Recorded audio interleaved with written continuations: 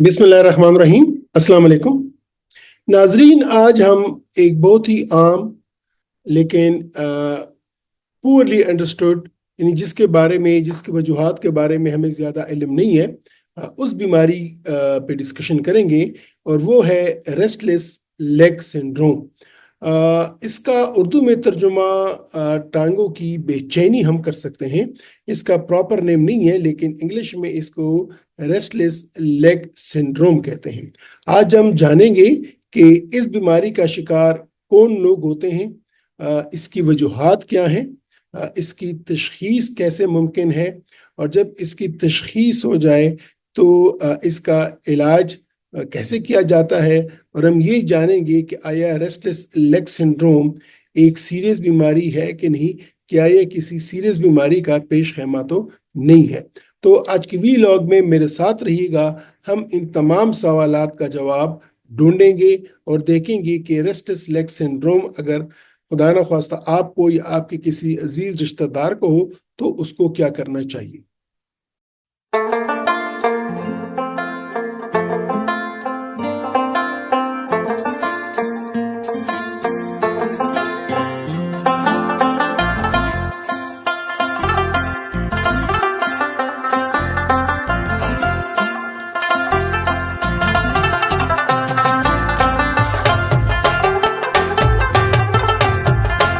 जिस तरह के मैंने इंट्रो में कहा कि आज हमारी डिस्कशन होगी रेस्टलेस लेग सिंड्रोम पे, यानी टांगों की बेचैनी पे।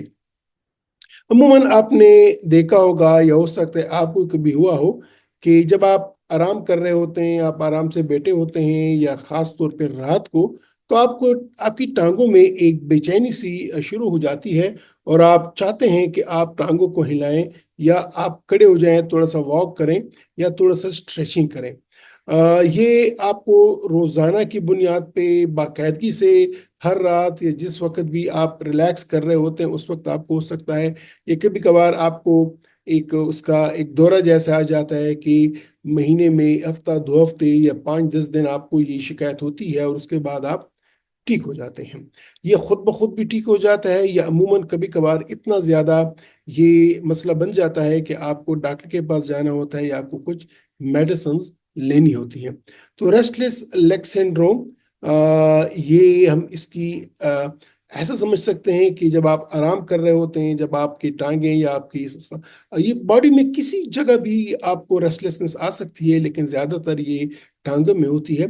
तो जब आप आराम से बैठे होते हैं या आपने टांगें सीधी की होती हैं या आप रात को आप सोए हुए हैं, तो बिल्कुल ये एक लाशऊरी तौर पे और अनकंट्रोल तरीके से आप चाहते हैं या आपकी टांगें मूवमेंट कर लेती हैं और आप चाहते हैं कि मैं अपने टांगों को हिलाऊं, मैं ज़रा मूव करूं, थोड़ी सा वॉक करूं, एक टांग को दूसरी टांग पे रखूं या उसको एक जगह से हिलाऊं। तो ये रेस्टलेस लेग सिंड्रोम ये क्या होता है, इसकी वजूहात क्या हैं, इसके बारे में आज हम जानेंगे। जिस तरह की इसकी इलामात में मैंने आपसे कहा कि इलामात तो सबसे बड़ी ये है कि जब आपकी टांगें रिलैक्स होती हैं, जब आप आराम से टांगें रखी होती हैं या आप कुर्सी पे बैठे हैं, ज़रा कंप्यूटर पे बैठे हैं, ऑफिस पे बैठे हैं, क्लासरूम में हैं, कहीं और बैठे हुए हैं या रात को आप सो लेते हैं, तो आपकी टांगों में एक बेचैनी सी आ जाती है। कभी कभार इसमें चींटियाँ सी रेंगनी पड़ती हैं, कभी कभार इसमें जलन शुरू हो जाती है, इसमें दर्द भी हो सकता है, इसमें क्रैम्प्स भी आ सकते हैं और आप चाहते हैं कि थोड़ी सी टांगों को आप हिलाएं या इसको आप स्ट्रेच करें।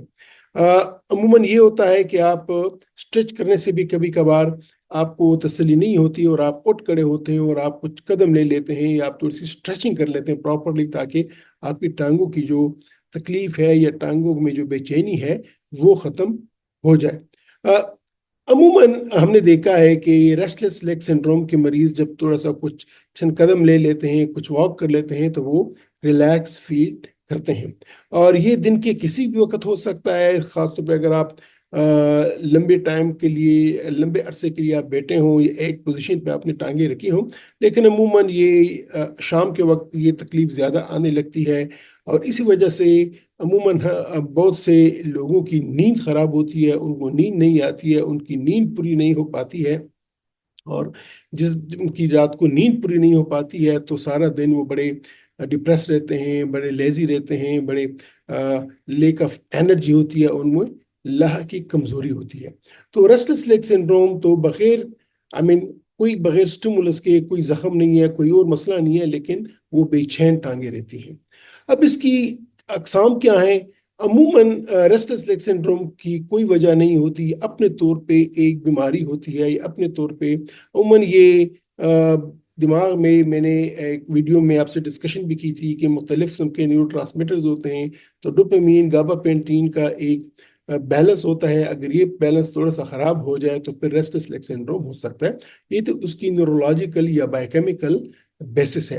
लेकिन एक किस्म वो होती है कि जिसमें कोई भी वजह नहीं होती, अपने तौर पे आती है, इसको बोलते हैं प्राइमरी रेस्टलेस लेग सिंड्रोम। एक और होती है कि जिसमें किसी फैमिली में होती है, कि यानी फैमिली में बहन भाइयों को, बाकियों को भी रेस्टलेस लेग सिंड्रोम होता है, तो वो एक फेमिलियल रेस्टलेस लेग सिंड्रोम उसकी दूसरी किस्म है। तीसरी किस्म, और जिसमें हम डॉक्टर्स लोग इंटरेस्टेड होते हैं, वो ये होता है कि आया कोई और ऐसी बीमारी तो नहीं है कि जिस वजह से रेस्टलेस लेग सिंड्रोम हो रही है। और ऐसी बीमारी, वो कौन कौन सी बीमारी हैं जिसमें रेस्टलेस लेग सिंड्रोम हो सकती है, उस पर हम डिस्कशन करेंगे चंद ही लम्हों में।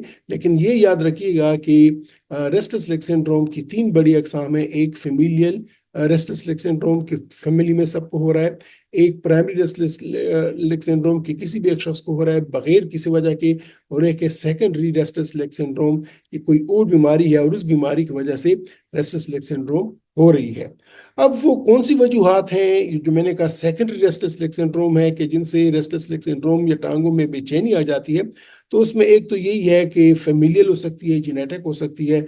लेकिन आयरन डिफिशिएंसी, बदन में वो आयरन की, या जो आयरन जो कि ब्लड के लिए चाहिए होता है, तो आयरन डिफिशिएंसी से, खून की कमी से रेस्टलेस लेग सिंड्रोम होती है। बहुत बड़ी वजह है रेस्टलेस लेग सिंड्रोम की आयरन डिफिशिएंसी। और जब ऐसे मरीज हमारे पास आते हैं तो हम उनके लिए लाजमन टेस्ट करते हैं कि ताकि पता चले कि आया इसमें खून की कमी तो नहीं है। इसके अलावा किडनी डिजीजेज, जो क्रॉनिक किडनी डिजीजेज हैं, चाहे वो अपने तौर पे हैं या किसी और बीमारी से, ब्लड प्रेशर, शुगर या किसी और बीमारी से हुई हैं, लेकिन अगर किडनी डिजीज है, किसी को गुर्दों की दायमी बीमारी है, तो इसमें भी रेस्टलेस लेग सिंड्रोम होते हैं। खास तौर पे जब गुर्दों की कारकर्दगी खराब हो जाती है और उनमें यूरिया क्रेट काफी हाई हो जाते हैं, उस वक्त रेस्टलेस लेग सिंड्रोम हो सकती है।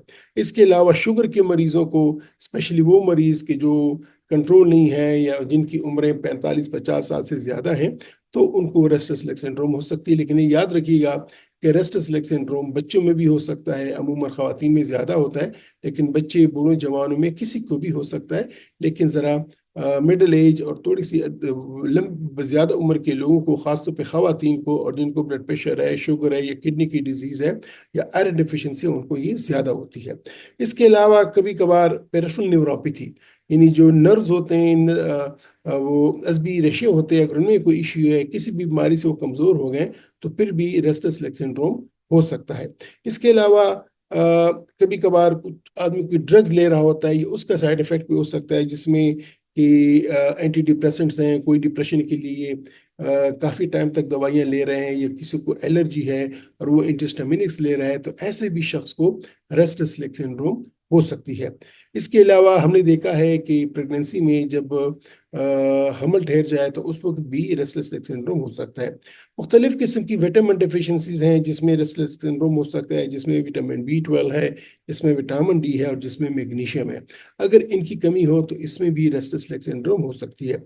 इसके अलावा वो लोग जो कि कैफीन, निकोटीन का इस्तेमाल ज़्यादा करते हैं, सिगरेट नोशी काफ़ी ज़्यादा करते हैं, या जो चाय और कॉफ़ी का इस्तेमाल बहुत ज़्यादा करते हैं, तो उनमें भी अंदेशा रहता है कि रेस्टलेस लेग सिंड्रोम हो सकता है।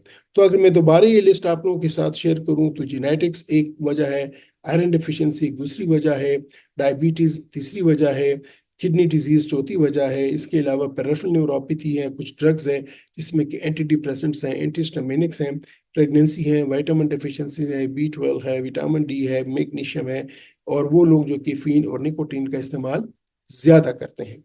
अब जब रेस्टलेस लेग सिंड्रोम आपको है और आप डॉक्टर के पास गए, तो वो कैसे तशखीस करता है कि आपको रेस्टलेस लेग सिंड्रोम है? एक तो ये याद रखिएगा कि रेस्टलेस लेग सिंड्रोम की कोई इसका कोई अपनी मखसूस टेस्ट नहीं है, इसका अपना कोई मखसूस एक्सरे या ऐसी कोई चीज़ नहीं है। ये एक क्लिनिकल डायग्नोसिस है, वो आपकी डॉक्टर आपकी हिस्ट्री دیکھتا ہے, اس کو بتاتے ہیں کہ مجھے یہ ہوتا ہے, کس ٹائم پہ ہوتا ہے, کس طرح کیا ہوتا ہے, کیا فیلنگ ہوتی ہے, وہ ہسٹری سے ڈائگنوز بناتا ہے. اس کے بعد مزید وہ ہسٹری لیتا ہے یہ معلوم کرنے کے لیے کہ کوئی ایسی وجہ تو نہیں ہے, کوئی ایسی بیماری تو نہیں ہے کہ جس کی وجہ سے آپ کو ریسٹلیس لیگ سنڈروم ہو رہا ہے یا ٹانگوں میں بے چینی آ رہی ہے. تو اس کے لیے وہ آپ سے ہسٹری پوچھے گا, آپ کی فزیکل ایگزامینیشن کرے گا, خاص طور پہ پلسز وغیرہ, بلڈ پریشر وغیرہ چیک کرے گا, ٹانگوں کی فزیکل ایگزامینیشن کرے گا. خون کے ٹیسٹ بڑے ضروری ہوتے ہیں, جس طرح کہ میں نے کہا کہ یہ جو کچھ وجوہات ہیں, آئرن ڈیفیشنسیز ہیں, کڈنی ڈیزیز ہے, شوگرز ہے, کچھ اور ہے, تو اس کے لیے وہ خون کے ٹیسٹ کرے گا, آئرن لیولز چیک کر سکتا ہے. اس کے علاوہ ایٹ ٹائمز ہوتا یہ ہے کہ ہم سلیپ سٹڈیز کرتے ہیں کہ رات کے وقت مریض کا ایک کمپیوٹرائز طریقے سے اس کو یعنی کیمروں کے ذریعے سے دیکھتے ہیں کہ اس کی سلیپ سٹڈیز کیسی ہیں, اس میں کیا کیا چینجز آتی ہیں. تو یہ کبھی کبھار اس کی ضرورت پڑتی ہے. اور اس کے علاوہ کچھ کوسچنیئرز ہیں جو کہ پوچھے جاتے ہیں تاکہ کنفرم ہو جائے کہ یہ ریسٹلیس لیگ سنڈروم ہے اور اس کی کوئی اور وجہ نہیں ہے. اس کو international restless league syndrome study group criteria protocol بولتے ہیں, لیکن اس وقت میں جب ڈائگنوزس کلیئر نہ ہو. اب ریسٹلیس لیگ سنڈروم کی ڈائگنوزس ہو گئی, اس کی تشخیص ہو گئی, اور اب اس کے علاج پہ آتے ہیں کہ ڈاکٹر آپ کو کیا ہیلپ بتا سکتا ہے یا آپ کیا کر سکتے ہیں. سب سے بڑی بات تو لائف سٹائل چینجز ہے. لائف سٹائل چینجز, آپ ریگولر ایکسرسائز کریں, دس از ویری ویری امپورٹنٹ. آپ ریلیکسیشن ٹیکنیکس کو اڈاپٹ کریں, جس میں یوگا ہے, میڈیٹیشنز ہیں. یہ آپ کے ریسٹلیس لیگ سنڈروم میں کافی معاون ثابت ہوتی ہیں, اور اس سے ریسٹلیس لیگ سنڈروم کی کمی آ جاتی ہے. کیفین نکوٹین کا استعمال بہت زیادہ نہ کریں, ممکن ہو تو سگریٹ نوشی ترک کریں, اور کیفین کا استعمال کم سے کم کریں. اس کے علاوہ آپ کا سلیپ کا, سونے کا ایک ترتیب, اس کی ایک ترتیب ہونی چاہیے. ایک ٹائم پہ سوئیں, ایک ٹائم پہ اٹھیں, آپ کی کوشش کریں سلیپ ہائیجین کو اڈاپٹ کریں. سلیپ ہائیجین کیا ہوتی ہے اس پہ میں علیحدہ سے ایک ویڈیو بناؤں گا, لیکن سلیپ ہائیجین آپ کو اڈاپٹ کرنی چاہیے. اور اس کے علاوہ فزیکل تھراپی, مساج, یہ چیزیں بھی آپ کو ہیلپ آؤٹ کر سکتی ہیں. یہ تو ہے لائف سٹائل چینجز. اب کچھ ڈرگس عموماً ہم دے دیتے ہیں, ان کی اس تفصیل میں تو نہیں جاؤں گا, کیونکہ وہ جان کے ہو سکتا ہے کوئی اپنے طور پہ دوائی لے اور نقصان نہ پہنچائے, لیکن عموماً اس میں ہم ڈوپامینرجک ڈرگس دیتے ہیں جو ڈوپامین لیول کو ٹھیک کرتے ہیں. کچھ اوپیائڈ دیتے ہیں, بینزوڈازپین کبھی کبھار دیتے ہیں, کلونازیپام جس میں ہے, کبھی کبھار ہم وہ دوائی دیتے ہیں جو کہ یہ شیاٹیکا وغیرہ میں دی جاتی ہیں یا ایپیلیپسی میں دی جاتی ہیں. ہاں, اگر آئرن ڈیفیشنسی ہے تو آئرن ڈیفیشنسی پوری کرتے ہیں. بلڈ پریشر ہے, شوگر ہے, کڈنی ہے, ان کی بیماریوں کی ہم پراپر ان کا علاج کرتے ہیں اور ان کی مینجمنٹ کرتے ہیں, اور اس سے ریسٹلیس لیگ سنڈروم میں کافی امپرومنٹ آ جاتی ہے. اگر دوائیں بھی کام نہ کریں, لائف سٹائل بھی کام نہ کرے, یا پوری طرح اس کو ختم نہ کرے, تو لوگوں نے بڑی اور الٹرنیٹیو ٹریٹمنٹ بھی ٹرائی کی ہیں, جس میں آکو پنکچر ہے, جس میں مساج تھراپی ہے, جس میں کوگنیٹو بیہیویئرل تھراپی ہے. تو اور بہت ساری تھراپیز ہیں, لیکن وہ الٹرنیٹ تھراپیز پہ آتی ہیں, اور ہر مریض میں اس کی ضرورت نہیں پڑتی. ایک اور بات کہ کب آپ کو ڈاکٹر کے پاس جانا چاہیے. ریسٹلیس لیگ سنڈروم میں عموماً گھر میں بھی ٹوٹکے وغیرہ ہو جاتے ہیں, لیکن کس وقت آپ کو ڈاکٹر کے پاس جانا چاہیے تاکہ وہ آپ کو معائنہ کرے اور آپ کو پراپر ٹریٹمنٹ ایڈوائز کرے. تو ایک تو یہ کہ اگر آپ کی علامات بہت زیادہ ہیں, آپ کو بہت سیویئر سمٹمز ہیں, آپ کی لائف کو پوری طرح تنگ کر رہے ہیں, اور آپ کچھ سمجھ نہیں آ رہی, تو ڈاکٹر کے پاس جائیں. یا اگر آپ اتنے زیادہ ہیں کہ آپ سو نہیں پاتے, آپ کو بے چینی ہوتی ہے, وہ آپ کو نیند پوری نہیں ہوتی ہے, تو پھر آپ ڈاکٹر کے پاس جائیں تاکہ اس کا ایکٹیو علاج کیا جا سکے. یا اس کی وجہ سے سارا دن فٹیگ ہوتی ہے, استینیا ہوتا ہے, ویکنس ہوتا ہے, آپ میں انرجی نہیں ہوتی ہے, تو پھر بھی آپ جائیں کہ یعنی آپ کی ڈیزیز بہت سیویئر ہے. یا آہستہ آہستہ یہ آپ کی علامات بڑھ رہی ہیں, تو پھر بھی ڈاکٹر کے پاس جائیں.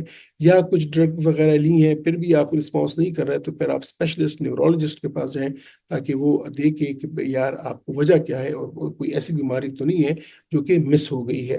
چونکہ ریسٹلیس لیگ سنڈروم ایک بڑی عام پرابلم ہے, اور یہ نہیں ہے کہ کسی ایک ایج گروپ کو مخصوص ہے. اس میں بچوں سے لے کر بوڑھوں تک اور مرد عورت ہر ایک ہو سکتی ہے. اس پہ کافی ساری ریسرچ آج کل چل رہی ہے, لیکن جو مین ریسرچ ہے وہ تو یہ ہے کہ اس کی ایسی اسٹڈیز کی جا رہی ہیں کہ جینیٹک ایسوسیشن کیا ہے, فیملی میں کیوں ہوتا ہے, اس پہ بڑی اسٹڈیز چل رہی ہیں, اور ہوپ فلی اس کا رسپانس آ جائے گا.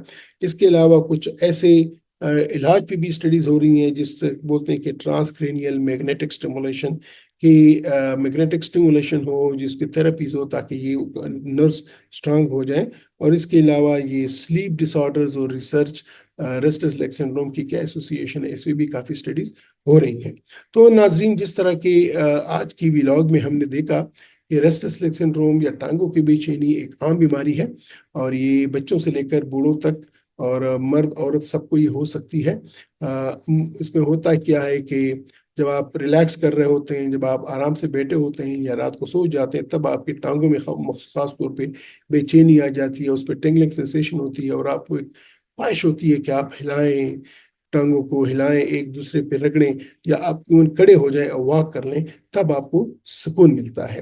ہم نے کہا کہ 3 بڑی اقسام ہیں. ایک فیمیلیل ریسٹلیس لیگ سنڈروم ہے، ایک پرائمری ریسٹلیس لیگ سنڈروم ہے کہ جس کی کوئی وجہ نہیں ہوتی، اور ایک ہے سیکنڈری ریسٹلیس لیگ سنڈروم کی مختلف بیماریاں ہوتی ہیں جن کی یہ ایک علامت ہوتی ہے. اور ان بیماریوں کو ہم نے دیکھا کہ یہ جینیٹکس ہیں، ڈائبٹیز ہے، ہائپرٹینشن ہے، کڈنی ڈیزیز ہے، آئرن ڈیفیشنسی سب سے بڑی ہے وجہ ہے اس کی. اس کے بعد کچھ ڈرگز ہیں، پریگنینسیز ہیں، وٹامن ڈیفیشنسیز ہیں، کیفین جو لوگ زیادہ اور نکوٹین کا استعمال زیادہ کرتے ہیں، سگریٹ نوشی زیادہ کرتے ہیں، ان کو یہ سنڈروم ہو سکتا ہے. جب آپ ڈاکٹر کے پاس جائیں گے، وہ آپ کی ہسٹری لے گا، ایگزامینیشن کرے گا، کوئی ٹیسٹ کرے گا، اور اس کے بعد جو آپ کو ایڈوائز کرے گا، لائف سٹائل چینجز ایڈوائز کرے گا، اور کچھ میڈیکیشن آپ کو ایڈوائز کر سکتا ہے. لیکن یہ یاد رکھیے گا کہ ہر شخص میں ریسٹلیس لیگ سنڈروم مکمل طور پہ ٹھیک نہیں ہو پاتا. یہ عموماً ٹھیک ہو جاتا ہے، کبھی کبھار خود بھی ٹھیک ہو جاتا ہے. آپ کو سلیپ پیٹرن ٹھیک کریں، لائف سٹائل چینج کریں. کبھی کبھار یہ میڈیسن چاہتا ہے 3 مہینے، 6 مہینے. کبھی کبھار لوگ میڈیسن پہ ڈیپینڈنٹ ہو جاتے ہیں کہ وہ صرف میڈیسن ہی لیتے ہیں، میڈیسن چھوڑیں تو ان کو پھر مسئلہ ہو جاتا ہے. تو یہ پیشنٹ ٹو پیشنٹ رسپانس کرتا ہے کہ یہ کیا ہے اور اس میں کیا رسپانس ہے. یہ ایسے کوئی پیرامیٹرز نہیں ہے جو پتہ چلے کہ اس شخص میں یہ رسپانس ایسا ہوگا، اس میں ایسا ہوگا. یہ پورا ہی ٹریٹمنٹ ٹرائل کے بیسس پہ چلتا ہے.